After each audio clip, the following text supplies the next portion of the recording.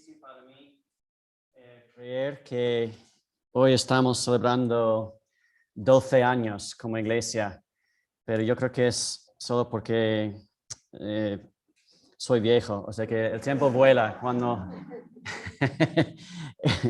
Cuando más años tienes, pues es imposible. Yo estaba otro día hablando con alguien y me dice, yo decía, bueno, hace 3 años, y me dice 6. Dice, bueno, pues hace 4 años, 8. Y digo, ¿cómo puede ser? ¿No? Pero bueno, es cosas de la edad. Lo único que me hace un poquito de triste, porque realmente estoy tan feliz, ¿no? Poder celebrar 12 años y este año, a pesar de todo lo que estamos experimentando, la única cosa que me hace un poquito triste es que no podemos estar todos hoy, ¿no? Por la situación de aforo limitado, pues la mitad, ¿no? de la congregación está en casa, pero viene este día, yo tengo fe, está cambiando la cosa y de hecho mejor que el año pasado, porque el año pasado ni lo mencionamos, ni porque fue justo después de todo eso, la pandemia, y entonces hay avances, tenemos que celebrar eso también, ¿no? Antes de leer la escritura, la palabra para hoy, quiero empezar compartiendo una historia real, una historia de una persona, un conocido mío, un joven, bueno, era joven estudiando en la universidad en mi país y su carrera era ingeniería y durante su último año de carrera, tenía unos 21 años, se fue a un retiro cristiano organizado por un ministerio estudiantil y mientras él estaba en este tiempo de retiro, se conmovió mucho por una de las charlas. De hecho, estaba tan emocionado este joven que se fue directamente, dejando a los otros estudiantes, se fue al bosque a solas, ¿no? Estaba ahí llorando, orando a Dios y se sentó sobre un tronco ahí, abrió su Biblia y la Biblia abrió a la página que va a ser nuestro texto de hoy, 2 Corintios capítulo 5. Y a pesar de las lágrimas, intentando leer, ¿no? Lo que estaba ahí en la Biblia, este chaval leyó las palabras precisamente del versículo 18 que vamos a tratar hoy. Y cuando llegó ahí a versículo 18, dice que era como una voz, ¿no? En su interior, no una voz audible, pero una voz en su cabeza, en su mente, en su corazón, y él sabía que era algo de Dios, y la voz le dijo, no vas a ser ingeniero, tengo otros planes para tu vida, ¿no? Vas a dedicar tu vida al ministerio cristiano, un ministerio de reconciliación, como sale en el texto de hoy. Así que pasaron los años, no sé, estoy escuchando un poquito de eco, no sé si se puede bajar un pelín, tal vez por donde estoy. Bueno, pasaron los años, este joven luego se casó, se fue al seminario bíblico, comenzó a trabajar como pastor, él y su esposa tuvieron hijos y a los 14 años después, él y su familia se mudaron a otro país, a España. Se unieron a un equipo de obreros cristianos y después de unos solos meses ahí en el nuevo país, en España, llegó una carta por correo certificado del Ministerio de la Justicia de España y la carta tenía buena noticia. Felicidades, ¿no? Bueno, no decía así, pero en un lenguaje más formal, ¿no? Que tu petición para una nueva entidad religiosa ha sido aprobado por el Ministerio de Justicia. Y el líder del equipo en aquel entonces se llamaba Tom. Ahora estoy dando pistas a dónde vamos. Él estaba muy emocionado, ¿no? Porque él había estado trabajando para formar una nueva entidad religiosa desde hace 3 o 4 años con un abogado. Y la cosa se complicó por mucha cosa. Sabes cómo están los trámites aquí en este bendito país.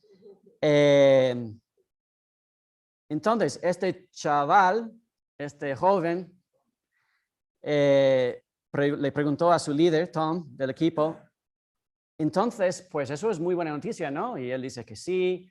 ¿Y cuál nombre elegiste, ¿no? Para esta entidad religiosa en España?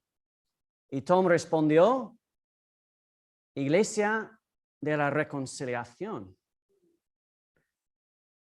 Historia verdadera. Y sí, este chico joven se llamaba Aarón, ya no es tan joven. Y un año después, ¿no? Tom me preguntó si estaría interesado tal vez en empezar un nuevo proyecto, que era comenzar una iglesia, ¿no? Que llevaba este mismo nombre. ¿Cómo podría decir que no? Y con toda esa historia.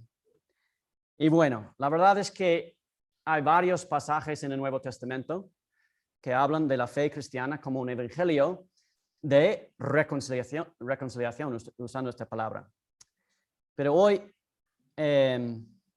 lo que vamos a ver hoy en 2 Corintios es tal vez el pasaje clave, ¿no? sobre este concepto, esta palabra del Nuevo Testamento, reconciliación. Y yo pensaba, siendo nuestro aniversario, sería apropiado profundizar el tema. Normalmente, si estás aquí de nuevo o conectado de nuevo, pues normalmente predicamos libros de la Biblia o secciones, ¿no? Pero hoy, por el aniversario de la iglesia, tomé la decisión de predicar un solo versículo. Un solo versículo. Ahora yo sé que estáis pensando, eso significa que va a ser muy cortito la predicación. Bueno, ya veremos. Entonces, si tienes una Biblia a la mano, pero también voy a ponerlo en la pantalla, este versículo de 2 Corintios, capítulo 5, empezando y terminando con versículo 18. Segunda carta a los Corintios, capítulo 5 y versículo 18. Estoy leyendo de la versión nueva, versión internacional. Dice así la palabra de Dios. Todo esto proviene de Dios, quien por medio de Cristo nos reconcilió consigo mismo y nos dio el ministerio de la reconciliación. Pues oramos. Padre, gracias por tu palabra, que es palabra de vida, que es necesaria para que vivamos realmente, espiritualmente. Y Señor, pido que en el día de hoy sea palabra de vida para cada persona aquí. Que tu Espíritu Santo haga la obra, Señor, para aplicar esta palabra a nuestra vida. Y que no seamos iguales. En el nombre de Jesús. Amén. Pues como he dicho, hay muchas, docenas de maneras en que se describe el Evangelio de Jesús en el Nuevo Testamento. Y solo una de estas maneras es con esta palabra reconciliación, ¿no? Que el Evangelio es un Evangelio de reconciliación. Y eso nos hace preguntar, ¿qué es el Evangelio de reconciliación? ¿Qué significa esta palabra reconciliación con relación a Jesús, ¿no? En relación con Jesús. Pero primero, quiero que veamos este versículo porque comienza con una frase que dice, todo esto proviene de Dios. Todo esto proviene de Dios. Y la pregunta es, ¿qué es todo esto? ¿No? O sea que estamos en medio de un pensamiento, ¿no? Un argumento, una reflexión. Y entonces debemos empezar ahí con preguntar qué es el todo esto en la primera parte de esta frase. Y bueno, en un sentido podríamos decir que todo lo que el apóstol Pablo ha escrito en esta carta es el todo esto. Y hay muchos temas muy, muy lindos, ¿no? Si tienes tiempo después o esta semana, se puede leer los primeros capítulos que habla de un Dios de consolación, que somos ministros del nuevo pacto, que que tiene más gloria que el antiguo, que tenemos tesoro en vasija de barro, ¿no? Y que nuestra morada final, nuestro destino es el cielo, una morada celestial y todas esas cosas. Todo esto es de todo esto, ¿no? Pero en un sentido más estricto, más estrecho, creo que aquí el apóstol Pablo está hablando de lo que acabo de escribir. O sea que en los versículos anteriores, versículos 16 y 17, que dicen así: así que de ahora en adelante no consideramos a nadie según criterios meramente humanos. Aunque antes conocimos a Cristo de esta manera, ya no lo conocemos así. Por lo tanto, si alguno está en Cristo, es una nueva creación. Lo viejo ha pasado, ha llegado ya lo nuevo. Yo creo que esto es todo esto, más específicamente. Y estos dos versículos de antes están hablando de una nueva visión. Por eso he puesto como título visión de reconciliación. Es una nueva visión que debe ser, que es el resultado de creer en el Evangelio de reconciliación. Es decir, que el Evangelio nos lleva a tener una nueva visión del mundo, una visión de reconciliación. De hecho, eso me recuerda un problema que tengo. Hablando de ser viejo, estoy usando una Biblia nueva que me regaló la iglesia. El problema es que tiene letra más pequeña. La Biblia que estaba usando, la antigua, tenía letra muy grande, era muy fácil para mí. Entonces, pues a veces tengo que quitar las gafas incluso para leer. Pero hay un problema. Yo podría predicar sin mis gafas, ¿no? Sin mis lentes, pero en este estado natural estáis todos muy borrosos, no sé quiénes son, no sé si estáis con sonrisa, con una cara de desaprobación, no sé si estáis enviando mensajes de texto o durmiendo. Es que, y quiero saber esas cosas mientras estoy predicando, ¿no? Entonces es un problema, pero cuando hago esto, ahí estás. Hola, hermano, qué alegría veros, ¿no? Es una bendición, la verdad, este mundo moderno, ¿no? Que podemos poner lentes, ¿no? Poner gafas y el cambio es maravilloso, ¿no? Asombroso. Una visión completamente nueva. Y no es mi hombre natural, ¿no? Es mi hombre con la ayuda de mis gafas. Pues eso debe ser el resultado también del Evangelio. Debería el Evangelio darnos una visión completamente nueva, una claridad, una nueva visión de las personas. No solo de las personas en general, pero también de Jesús. Eso es lo que dice, ¿no? El apóstol Pablo, que antes conocimos a Cristo de esta manera, ya no lo conocemos así. Que el apóstol Pablo dice, el Evangelio da una nueva visión de quién es Jesús. Cuando creemos en el Evangelio, vemos que Jesús no es solamente un ser humano, no es solamente un profeta, no es solamente un hombre de sabiduría, ¿no? Que Jesús es mucho más. Vemos a Jesús como realmente es el Hijo de Dios, encarnado en tiempo y en historia, ¿no? Pero no solo a Jesús, también debemos ver a otras personas de una manera completamente nueva, renovada, ¿no? Dice, así que de ahora en adelante no consideramos a nadie según criterios meramente humanos. Si alguno está en Cristo, es nueva creación. Vemos a las personas como, en primer lugar, hechos a la imagen de Dios. Cada persona, que sea una persona aún no nacido, que sea una persona que está en la cama a punto de morir y no puede hacer nada, que sea una persona con mucho talento, riqueza, poder, o que sea una persona pobre, discapacitado, sin poder hablar, todos hechos a la imagen de Dios. Eso es la visión que debemos tener por el Evangelio. Y además, como creyentes, si estamos en Cristo, entendemos que somos nuevas creaciones, nuevas criaturas, como dice en la Reina Valera. Lo viejo ha pasado, ha llegado ya lo nuevo. Somos criaturas hechas a la imagen de Dios con potencial para ser nuevas creaciones. Y esto es el resultado, debe ser el resultado del Evangelio de la reconciliación. Así que eso es todo esto, ¿no? Que proviene de Dios.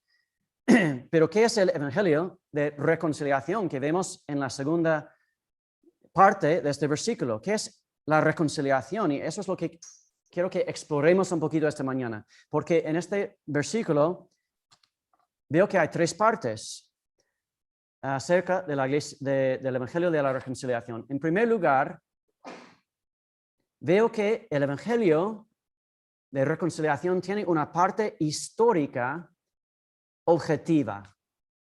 Porque aquí dice, todo esto proviene de Dios, quien por medio de Cristo, Jesucristo, Jesús, el Cristo, el Mesías, una persona, no una persona inventada, una persona histórica, una persona que ha cambiado el mundo en un antes y después de Cristo. Una persona que cuando encendemos nuestros portátiles, vemos el año de Windows basado en Jesús, en todo el mundo. Jesús era una persona histórica, tiene fecha de nacimiento. Milagroso, sí, de la Virgen María. No era un hombre ordinario, era Dios hecho carne. Jesús es el único que vivió una vida perfecta, sin mancha, sin pecado. Jesús es el único que vivió una vida perfecta de predicación y sanación y amor hacia la gente, pero su vida tenía propósito. Y el propósito de la vida de Jesús no era solamente inspirar a la gente, ¿no? Aunque por supuesto Jesús es una inspiración incluso por la gente que no cree en Él. Pero eso no fue el propósito de su vida. No era el propósito de su vida imitar a Cristo, ¿no? Aunque debemos imitar a Cristo, ¿no? Su vida tenía una meta en particular, una misión especial. Y el blanco de la vida de Jesús era morir. Morir. Eso tenemos claro en toda la Escritura. Y Jesús también sabía, ¿no? Que el blanco de su vida era morir por los pecadores del mundo, de tomar su castigo en su cuerpo, de ser el Cordero de Dios, de ser el sacrificio, el sustituto perfecto y como Dios hecho carne, absorber en sí mismo toda la maldad y la injusticia y la rebelión de este mundo caído. Y Jesús cumplió con esta meta. Y en tiempo y historia Jesús se fue a una cruz romana, inocente, pero sin protesta, porque él sabía que fue su destino. Y fue clavado en esa cruz y murió una muerte terrible. Y sus discípulos, ¿qué pensaban? Fueron devastados. Ellos pensaban que el mundo se acaba, que era un triste final de una pérdida de 3 años de su vida, siguiendo a este hombre, siguiendo en pos de Cristo. Pero gloria a Dios, estaban equivocados. Porque el amor de Dios era más fuerte, no solo del pecado, no solo de toda maldad, no solo toda la rebelión del mundo, pero más fuerte aún de la muerte. Y al tercer día resucitó Jesús de entre los muertos. Se apareció a sus discípulos en tiempo y en historia, no una vez, no 2 veces, pero dice el registro de múltiples libros del Nuevo Testamento y hasta fuentes no bíblicos, ¿no? Que apareció a muchos, múltiples veces, durante un tiempo de más de 40 días o 40 días a más de 500 personas a la vez, y después ascendió al cielo y envió su Espíritu Santo. Y no sé, a lo mejor esto es la parte histórica de la fe cristiana. Y a lo mejor estás luchando con eso.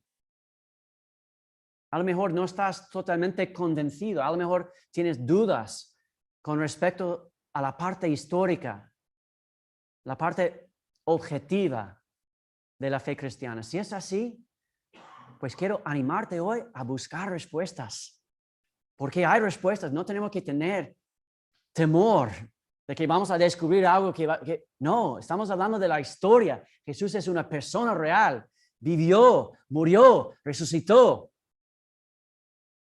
Y es digno de nuestra investigación. Y si tú tienes dudas, pues bien, investígalo. Pregunta a alguien que sabe. Leer gente no creyente y creyente. Tomar una decisión, ¿no? Esa es la parte histórica de la fe cristiana. Eso es lo que significa la Biblia cuando habla de la fe, ¿no?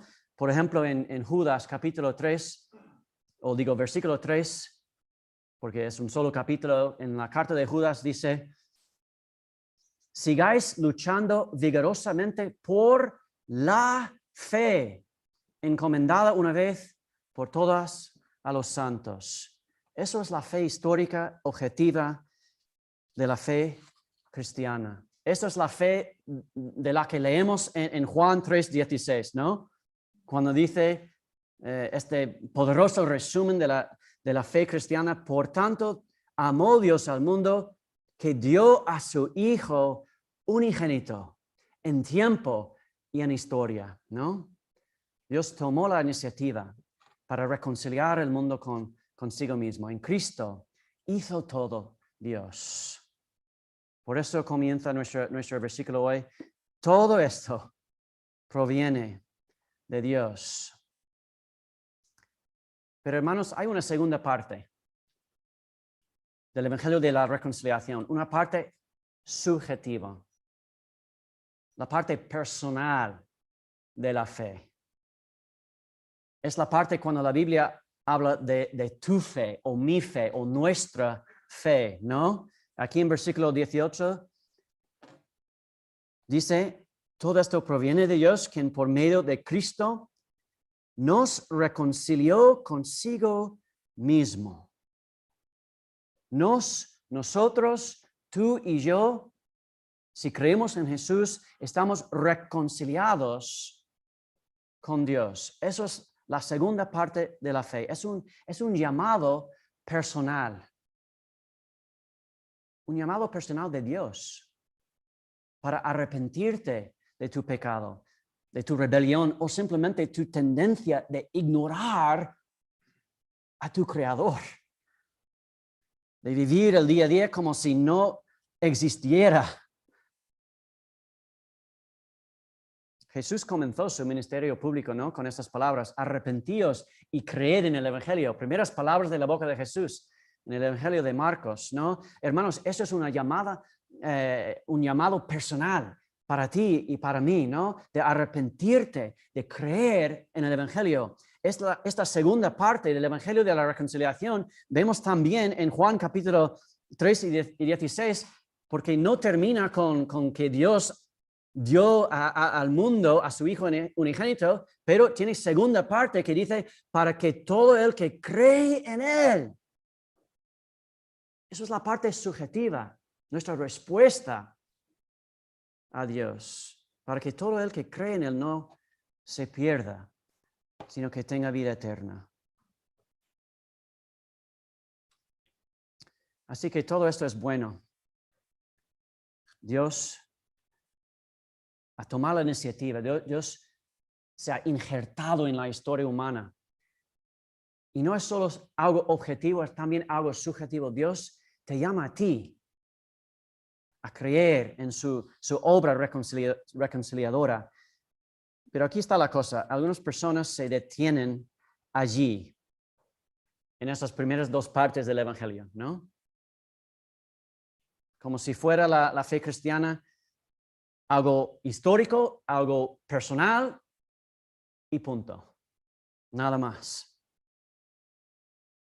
Pero eso nunca ha sido el plan de Dios.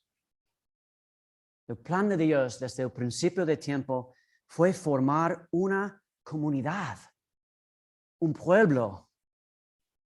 La fe cristiana en su esencia es una fe relacional. La comunidad cristiana está diseñada para reflejar al mundo la relación que existe en el mismo carácter de Dios, de nuestro Dios, que Dios es Padre, Hijo y Espíritu Santo, tres en uno, una relación perfecta. Y aquí en versículo 19 de nuestro versículo de hoy, podemos ver también esta tercera parte del Evangelio de la reconciliación, porque dice, todo esto proviene de Dios, quien por medio de Cristo nos reconcilió consigo mismo y nos dio el ministerio de la reconciliación. ¿Qué es este ministerio que Dios nos da? Bueno, tiene por lo menos dos aspectos, dos partes, ¿no? Una parte sería nuestra relación con el mundo.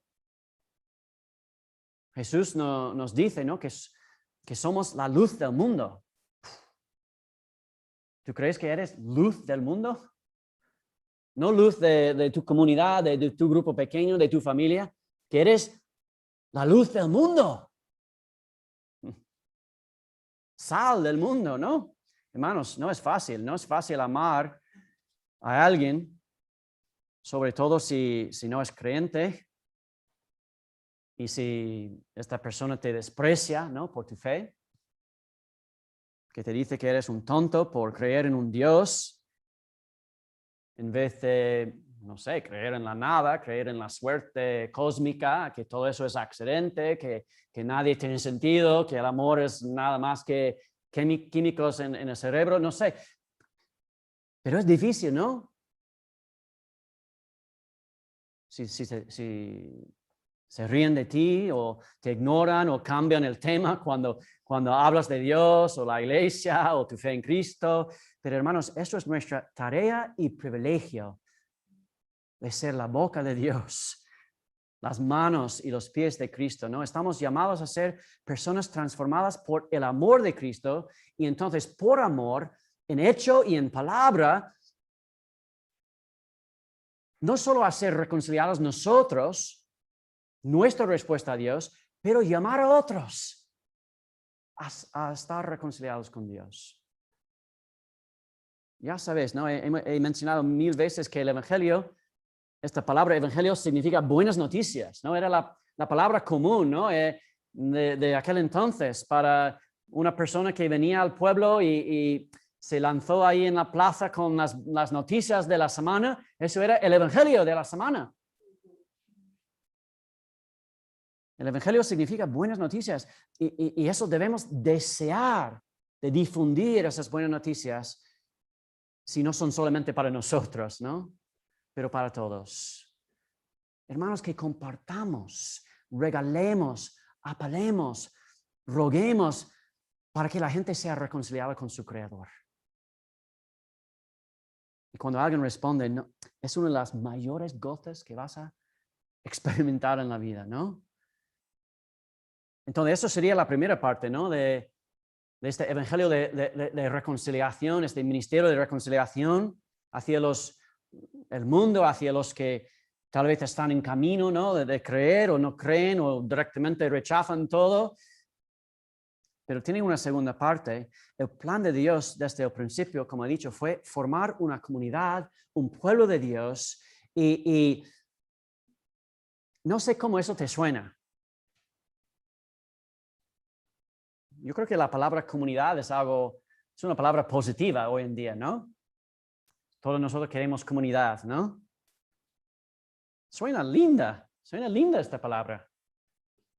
Pero hay un problema. Que entras en la comunidad, este pueblo de Dios, incluso gente que supuestamente están reconciliadas con su Creador, y encuentras una cosa que allí están personas que no te gustan. ¿Es cierto? O por lo menos voy a decirlo más suave. Ahí no están solamente personas que te gustan. Mejor así, ¿no? O que te llevan bien, que están de acuerdo con tu opinión, que no comparten tus pasiones, tus pasatiempos, tus intereses. Y lo que estoy diciendo es que entras en la iglesia y descubres rápidamente que no es un club social que tú has elegido para pasar bien. Es una comunidad donde Dios te ha puesto. Con personas que no buscaríamos como amigos. A propósito, por lo menos, ¿no? De hecho, tenemos una descripción de esta comunidad en Gálatas capítulo 3, versículos 26 a 28. Gálatas 3 dice, todos vosotros sois hijos de Dios mediante la fe en Cristo Jesús. ¡Qué lindo! Una comunidad, hijos de Dios. Porque todos los que habéis sido bautizados en Cristo, os habéis revestido de Cristo. Ya no hay judío, ni griego, ni esclavo, ni libre, ni hombre, ni mujer, sino que todos sois uno solo en Cristo Jesús. ¿Sabes lo que está nombrando ahí? Está nombrando en esta lista gente que no eran amigos, naturalmente en el primer siglo. Gente que tenían dificultad en relacionarse porque eran gente de otra clase social o de otra raza o de otro género, ¿no?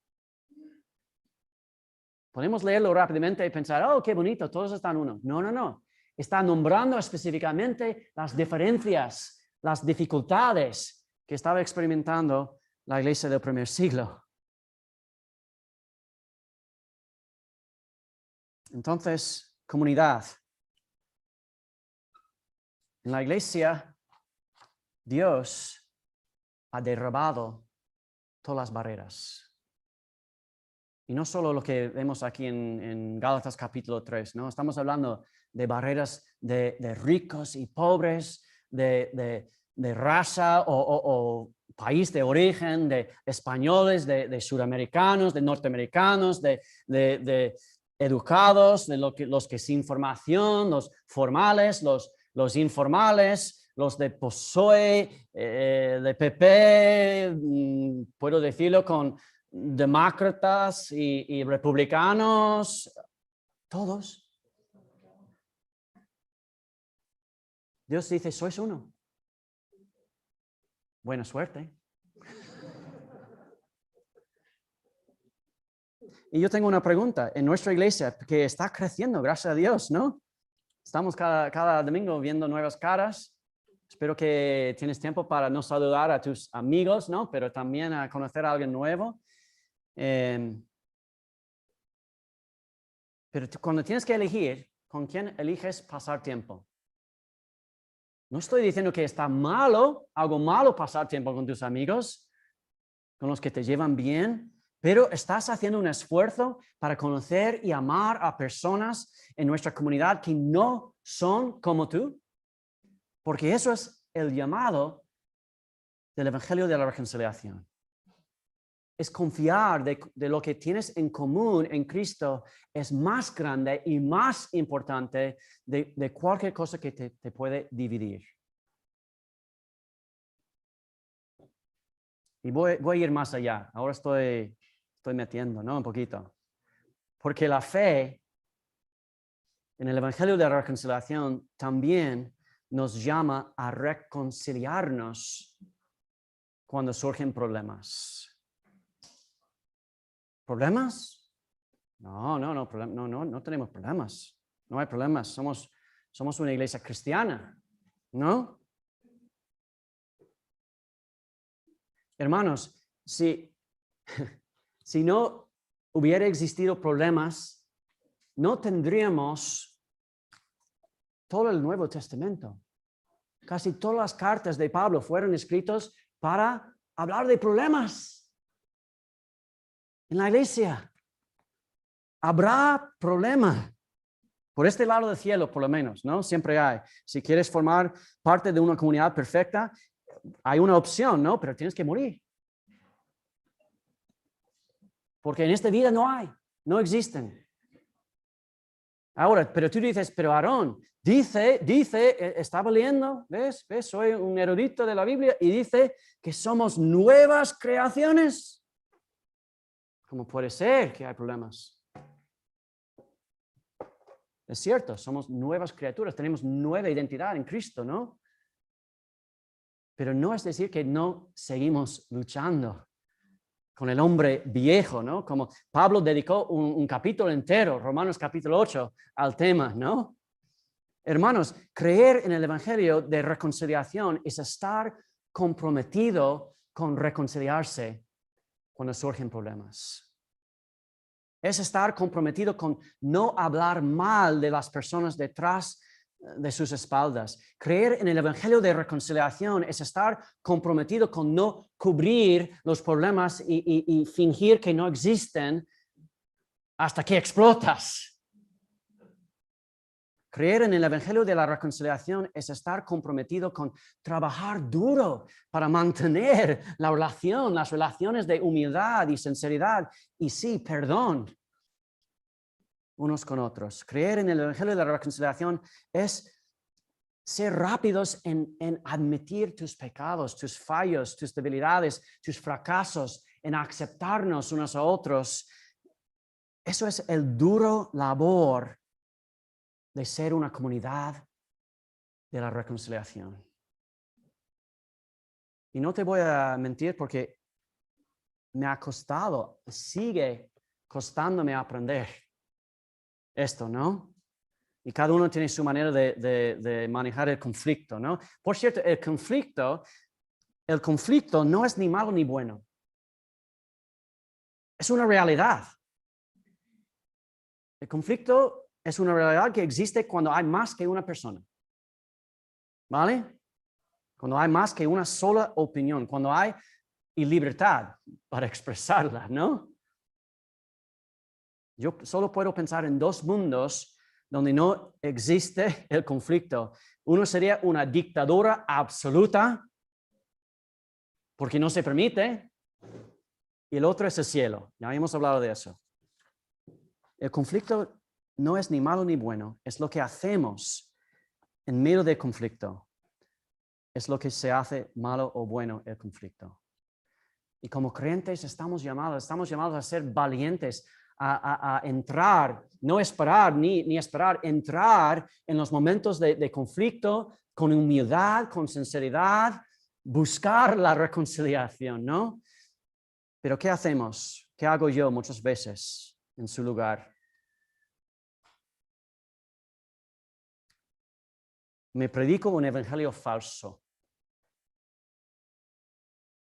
Y yo digo, esta persona es un problema. ¿No? Nunca va a cambiar, es un problema. Mejor evitar, mejor ignorar, con la sonrisa, ¿no?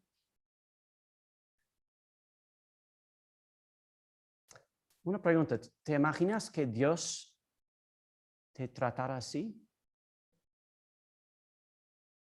Quizás, no sé, quizás alguno de vosotros pensáis que sí, ¿no? Que quizás alguno de vosotros pensáis que Dios te mira y piensa, esta persona es un problema, ¿no?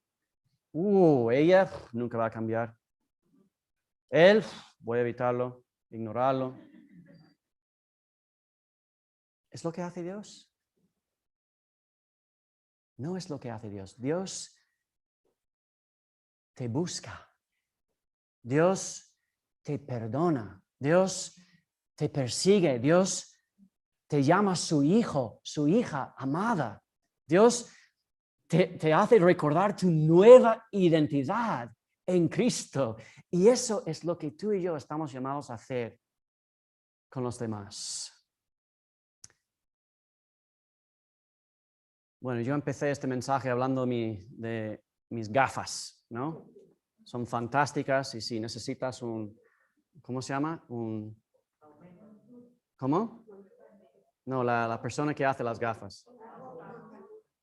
Eso es. Yo tengo una buena que también es amiga nuestra. No sé si va a dar una comisión o no. Pero las gafas son fantásticas. Gran invento, ¿no? Pero hay algo que pasa. Sin quererlo, sin darte cuenta, las gafas se ensucian. Las gafas se empañan, sobre todo cuando estás, aquí llevando la mascarilla. La mitad de las veces estoy andando casi ciego por la calle, ¿no? Y hay algo más que pasa con las gafas. Eso pasó a mi padre cuando yo era joven y nunca pude entenderlo. ¿Cómo pude mi padre perder sus gafas cada día en la casa? Es que no lo entendía hasta ahora, porque lamentablemente me he convertido en mi padre, ¿no? Y cada 2 por 3 estoy diciendo, Ana, ¿dónde están mis gafas? ¿Alguien ha visto mis gafas?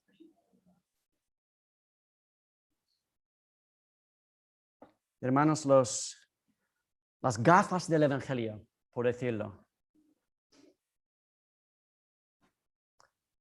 Las gafas que te dan una visión de reconciliación. Te prometo una cosa, que se van a ensuciar. Se empañan. Es fácil perderlas.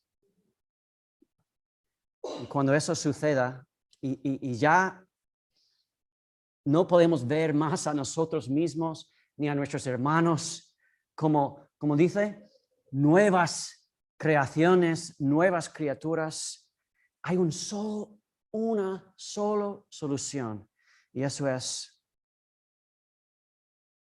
limpiar otra vez las gafas, encontrar otra vez las gafas del Evangelio, regresar a este Evangelio de la reconciliación, que es la única que puede darnos esta visión que Dios quiere para nosotros. Como dice en el siguiente versículo, esto es que en Cristo Dios estaba reconciliando al mundo consigo mismo, no tomándole en cuenta sus pecados y encargándonos a nosotros el mensaje de la reconciliación. Señor, gracias por este gran desafío que tenemos delante. Queremos creer en tener una visión moldeada por tu Evangelio. Señor, perdónanos cuando se empañan nuestras gafas y seguimos andando como si no fuera nada. Padre, ayúdanos a volver una y otra vez a esta buena noticia que tú nos has buscado para reconciliarte con nosotros. Es la base de nuestra fe, Señor. Era el propósito principal de nuestro Señor y Salvador Jesús. Ayúdanos, Señor, a volver a tu Evangelio, que sean buenas noticias para nosotros. Y, Señor, ayúdanos como iglesia, que podamos seguir andando uno en Cristo. Amén. Pues vamos a